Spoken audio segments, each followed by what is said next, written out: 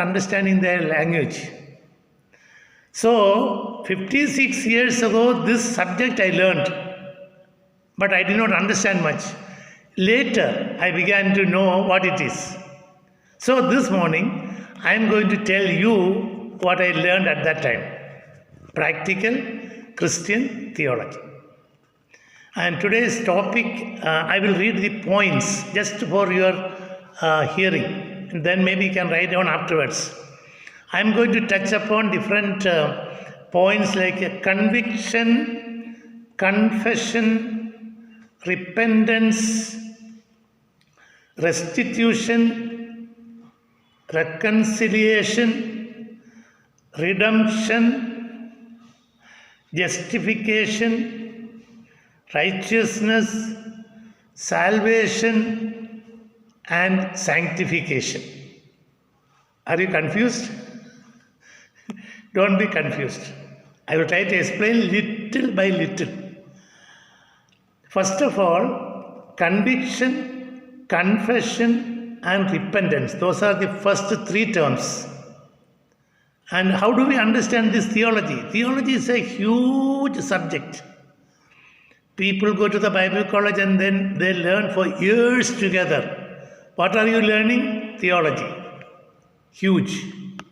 Now, this is one practical Christian theology. And in this, first of all, we need to know who we are. We need to know how we can come back to God. We need to know what He has done for us. We need to know what I should do. And these practical things we need to understand. I should have taken this class long ago. But I've taken very serious subjects in the past. But this is not a very serious subject. It is not very difficult for you to understand. Because many of you have already experienced Christ in your life. But this will help you to understand what you already experienced. Okay. Now, the best story to understand conviction, confession, repentance, all these, the best story in the Bible is, as far as I know, the story of the prodigal son. Prodigal son. Prodigal son story, many times you must have heard the message and over again. How many points you can bring out from that story, do you know? You see, before you come to Christ, there are some steps. The first step is, you must know you are a sinner. If you don't know, then Christ cannot do anything for you. So, first we say conviction. Conviction is the awareness of my sin. I am aware. I know I am a sinner. That is called conviction. C-O-N-V-I-C-T-I-O-N. Conviction, we say. I am aware. And the second one is, not only I am aware in my mind, but then I have to confess. That means I have to speak out. Oh God, oh Jesus, this is what I have done. I am a sinner by my birth and I continue to commit sin knowingly, unknowingly. I am a sinner. Not only in my mind I know I am a sinner, but I have to speak out. And I have to tell God, I am a sinner. Not only I am a sinner, these are the things I have committed and I really want deliverance. You have to say it. Not only say it, then we come to the third point. The third point is repentance. Repentance means you turn back. You are going on the wrong road, and once you realize that you are a sinner, you realize that you are in the wrong road, once you confess that I have committed sin, now you have to turn back. And that is called repentance. So I think the first three words you understand. Now, if you look at this story of prodigal son, this is what it is. Now, when I read, you will know. He longed to fill his stomach with the pods that the pigs were eating, but no one gave him anything. So, this man's condition is extremely bad. Okay. Verse 17, Luke 15:17. When he came to his senses, now I know I am wrong. Now I know I did wrong. Now I know I made the decision wrong. He came to his senses. And I believe and I am hoping that someday you also had the sense of sinfulness.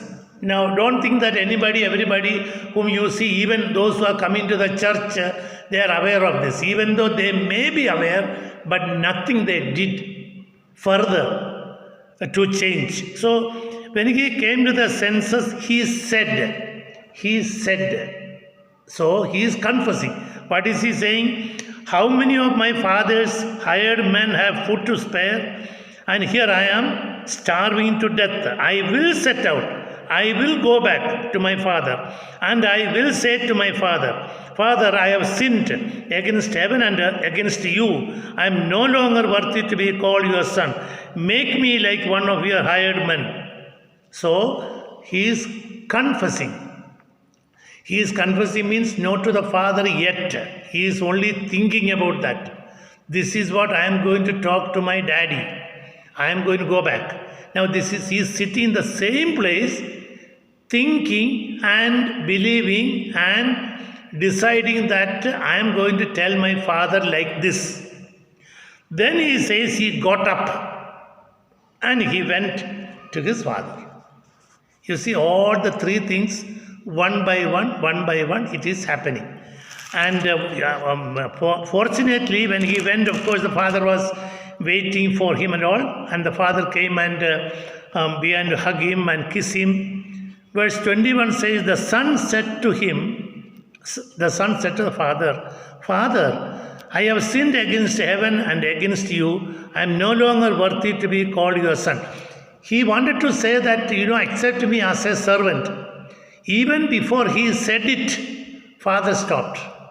No need to say further. I know you are already changing. I know. I don't need to hear all the dirty things you are telling. And the moment he said, I am no longer worthy to be called as your son, father immediately reacted positively. And he did not say further that please make me your servant and give me the room in a servant quarters. I will go and stay there. I am not worthy to stay in your house. He did not say all those things. He wanted to say, but the father said, don't worry. Father said to his servants, quick, bring the best robe and put it on him and all this, and whatever, all spiritual things we already mentioned before. Now, the son, conviction, confession, repentance. And now he is living with his daddy in his own house as a rich man. Poorest of poor, richest of rich man became the poorest of poor, now coming back to become the rich man. Okay? Now, I will tell you one more story that may help you to understand. One day, one thief, he wanted to go and rob some house. So he set out from his home and he is moving towards that rich house. As he was walking, in his mind he is thinking, I am going to rob someone's house. I will get gold, I will get money, I will get clothes, I will get valuable things, I will come back. He is thinking. At the same time, he is thinking, am I doing the right thing? I think I did not work for anything, but somebody's thing I am going to steal. Is it good? No. So he is feeling conviction. I am going to do wrong. I am going to do wrong. And he is thinking. When he went there, he opened the house and he robbed whatever he was able to get. Money, gold, everything, whatever. He was about to gather all these things and then he was about to come out of the house. He was caught by the owner of the house.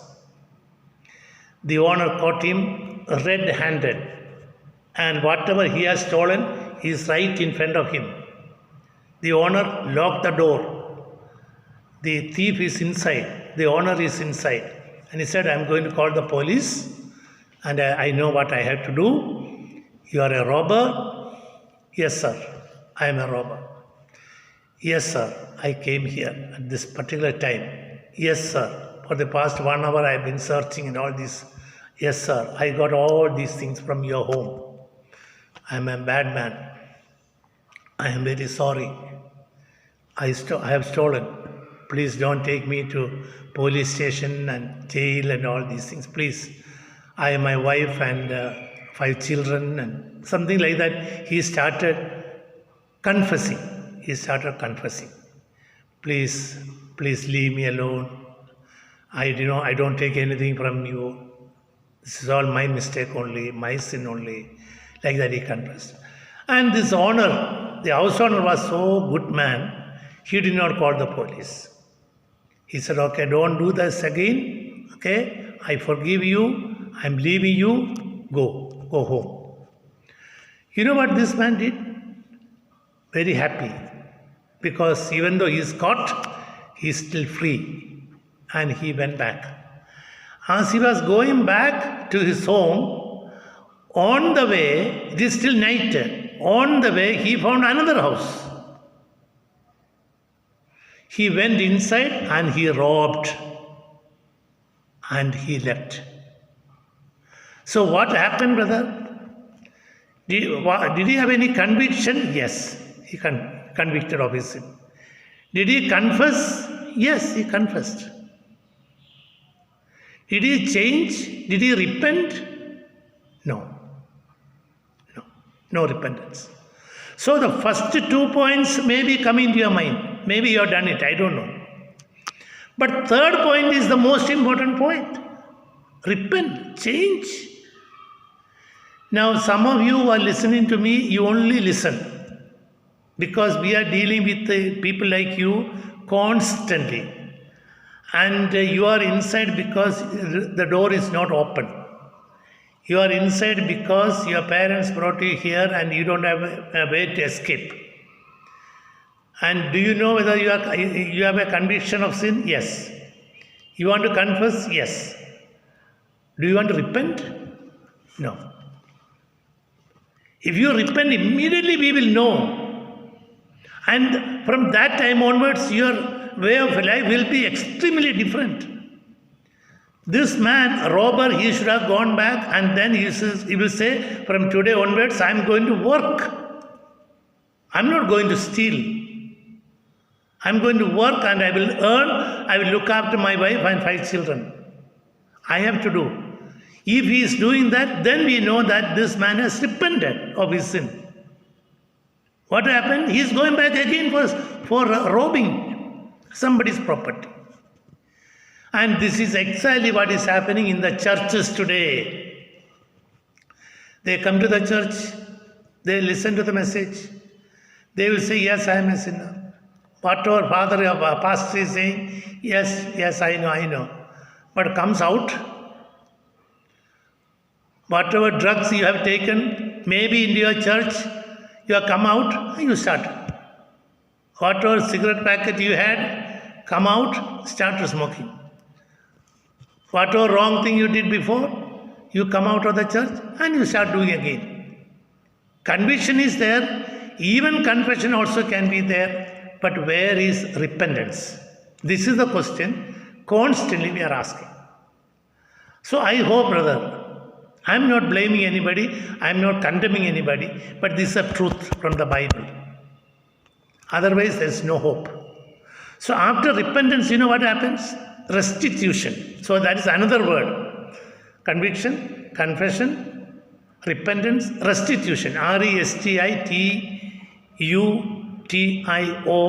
Restitution.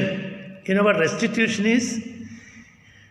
You have to give back whatever you have illegally taken from other people. Restitution means I have done something wrong and I have taken some money from somebody, I did not give back. And my mind is saying that that money belongs to that man, it is not mine. So I have to go back and give. And who is the example? The example is Zacchaeus. You know, know, Luke chapter 19, you have heard the story of Zacchaeus. What did Zacchaeus say as soon as he saw Jesus? As soon as Jesus started speaking to him, Jesus did not say, you are a sinner, you start confessing, you start nothing. Only Jesus said, come down. I want to come to your home. That's all he said. This man, he says that I am going to sell my property and I am going to give back half of my property back to the people whom I have illegally collected money. That is called restitution. Nobody came to him and said, give us the money, give us the money. You have collected more taxes than you are supposed to, so give back. Nobody came. He himself is selling the property, half of property. If he has got 10 acres of land, 5 acres he is ready to sell and give back the money. That is called restitution. You understand? Now, if you are truly born again or if you are truly repented of your sin, you know what you have to do? You think about in your mind. Have I stolen any money from anybody? Can I give back? Have I taken any money from somebody and I did not, I said I will give back, but I never gave back? You think about it. Maybe today as you are listening, you are not able to go back and do it, I know. Write down in a paper. And the right time, God will help you to give back. And if you have a telephone of that man or through somebody, you can call and you say that, yes, brother, I'm going to give. I know what I have done. Whatever you can do within your limitation. Because God knows who you are. God knows what is happening. And these are the things, God will not say, don't worry, you don't have money, don't give back. No, you don't have money, yes. But you pray, Lord, I have to give back the money that I have taken from that man and he is still thinking about me and the money that I am supposed to give, and he is very angry with me and I want to reconcile with him. So that is another word. After restitution, next word is reconciliation. RECONCILIATION. Reconciliation. Reconciliation means, that person was my enemy. Once upon a time, he was my enemy. Now what I'm going to do, I'm going to make him as my friend. So for that purpose, I will do whatever I can. And once upon a time, when I saw him, I turned away from him. I didn't want to look at his face. Reconciliation means I want to see him. I want to go there. I want to talk to him. And I want to make a very close friendship with him. Reconciliation. Now you just write down, because there's not much time for me to read all these verses. Luke 15, 17 to 20, that was the first story. And then Luke 19 and 8 is restitution. Reconciliation is Romans chapter 5, verse 11. Reconciliation. Now I am going to the next word, that is called redemption. REDEMPTION. Redemption. Redemption means what I lost, what God lost. That is me. He lost me. Because I went away from him. And he paid the price for my sin and got me back. Is this theology very difficult to understand? No, this is very simple. Basically, I belong to my God because he created me and he put me on this earth. What did I do? I committed sin and I ran away from him. Okay? But God wants me back. And Satan will not allow me to go. So, God had to die. Jesus Christ died for my sin and he shed his blood for me, and that was the price he bought with the blood of Jesus Christ. I will tell you a small story for make you to understand that story. Listen to this, brother.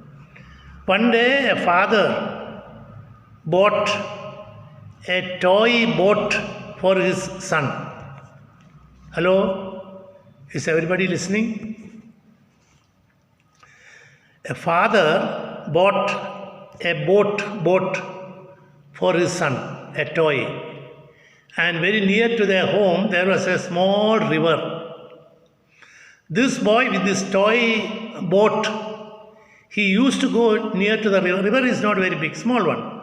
And he used to play in the water with the boat.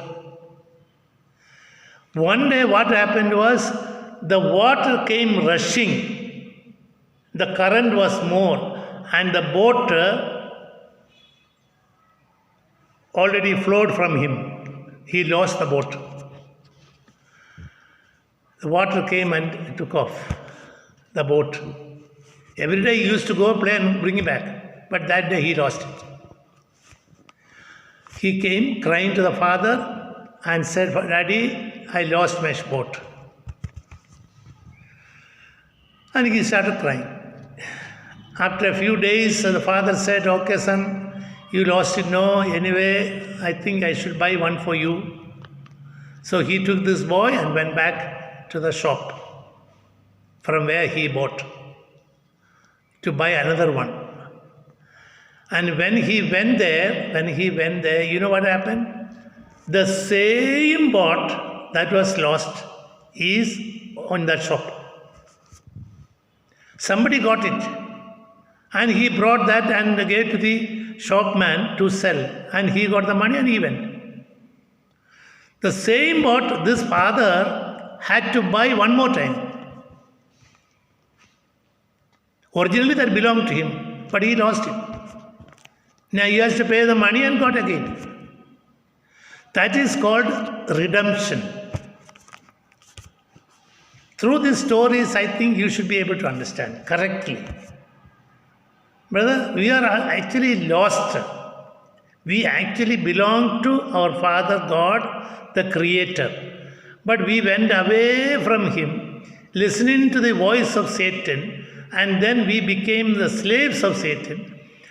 God sent His only begotten Son, Jesus Christ, and then He bought us with a price, the blood of Jesus. So, that is called redemption. Redeemed, got back. You understand? All right. Now we'll go to the next point, redemption. The next one is called justification. Another word. Justification, Justification. Justification. Justification means it is something to do with the court. Okay? You suppose you are a murderer. And you are caught, and you are in the court, and you are going to be hanged. Another man is coming and saying, your own brother, or your own some relation, or your own father, I don't know. Somebody came and said, release this man, I will take all this on me. You kill me.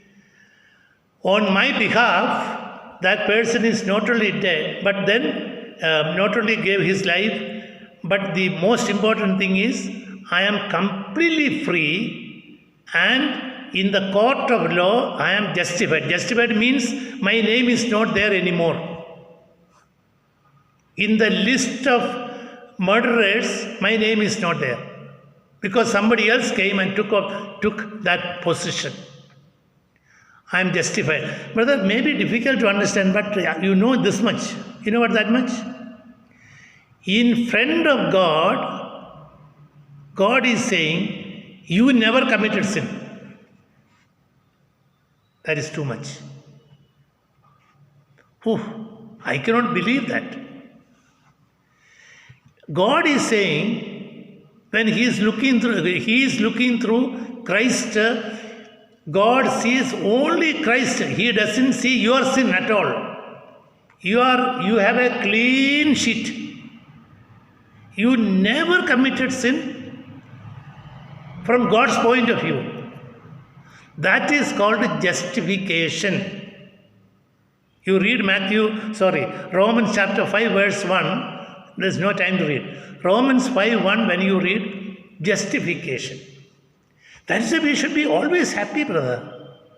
We should be always thankful to God. We should be worshipping the Lord very sincerely. Oh God, oh, you are wonderful. And in front of you, and you say that I am justified. I never committed any sin. That is the way God is looking at me. Did you know that? God forgives, God forgets, God justifies, God reconciles. All these things from God's side He will do. But you don't want to do. You don't want to think that God has justified me and I am a sinless person. That is why you remember whenever Apostle Paul wrote the epistle to the different church members, you know what he said? You are all saints, holy people.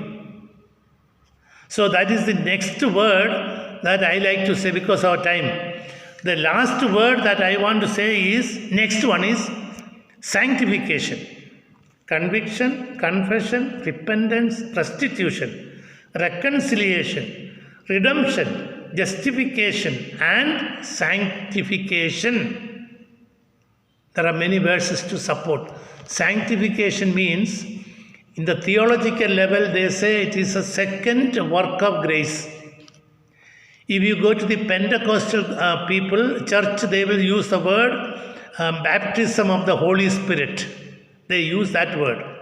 If you go to the Methodist church denomination, they will not use the word baptism of the Holy Spirit. They will use the word sanctification. You know what that means? Be filled with the Holy Spirit and live a holy, victorious life. That's what it means. The disciples were already disciples of Christ, following Christ, preaching Christ and all these things. But the time came when the Holy Spirit came, they had to be filled with the Holy Spirit. From that time onwards, holiness will start. Holy living. I can't live a dirty life, brother. See, many people misunderstand Jesus, or they don't understand. What is misunderstanding? Oh, whatever I commit sin, Jesus will forgive. That is true. He will forgive. But Jesus, the name Jesus means the one who saves you from sin, not the one who forgives. It is true, He forgives. But the meaning of the name Jesus means the one who saves you from sin. Many people don't know that. There is something called a grace people, grace community, grace, and extra grace, special grace, over grace, and those kind of things are going on. You know what they are saying? He will forgive. Of course it is true. But what about the other one? You are supposed to be free from sin. That part is not emphasized. And because of that, people keep on committing sin and they will say, oh Jesus, you forgive. Don't make Jesus a fool. He's not like that. The reason why Jesus came, not just to forgive. He said, I will help you to not to commit sin. That is the name Jesus means. And you know that it is written in the book of Matthew that He will save you from your sin, brother. Usually people ask you questions like this. Are you born again? Sometimes they will ask, are you saved? Have you repented of your sin? Are you a believer? They will ask different questions. But all same only. Do you know who you are? Do you know your position? Did you really come back to the Father? Are you living with your dad? Or are you still living with the pigs? Now these are the things. So one by one, when you start thinking about one by one, and you know that these things are already done, and we need to understand. Now that is why the other day also I said, brother, whenever you think about Holy Spirit, you say, Holy Spirit, come and dwell within me. More and more. Fill me with your Holy Spirit. And I want to live a holy life. I want to live a victorious life.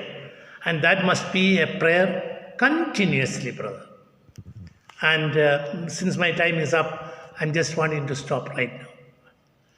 What is your spiritual experience? If you have written down all these words, you go through it and God will help you. I did not take any Bible verse today because of time. And I believe that all of us are justified, reconciled, and sanctified, and received reconciliation, redemption, and salvation. We are saved by grace, not by works. So you don't have to do anything to get salvation. It has come free. Receive it and live a holy life. Shall we pray? God our Father, thank you for these verses that has come. Continue to speak to us and encourage our hearts. If anybody who is listening to the message is not saved, please help us, help that person. We want to pray for each other and we want to continue to be holy people in front of you. And not that we have done something, but you have done. We want to accept it. We don't want to commit sin anymore. We want to live for Jesus Christ. Thank you, Lord. Thank you for answering our prayers. Jesus' precious name, we pray. Amen.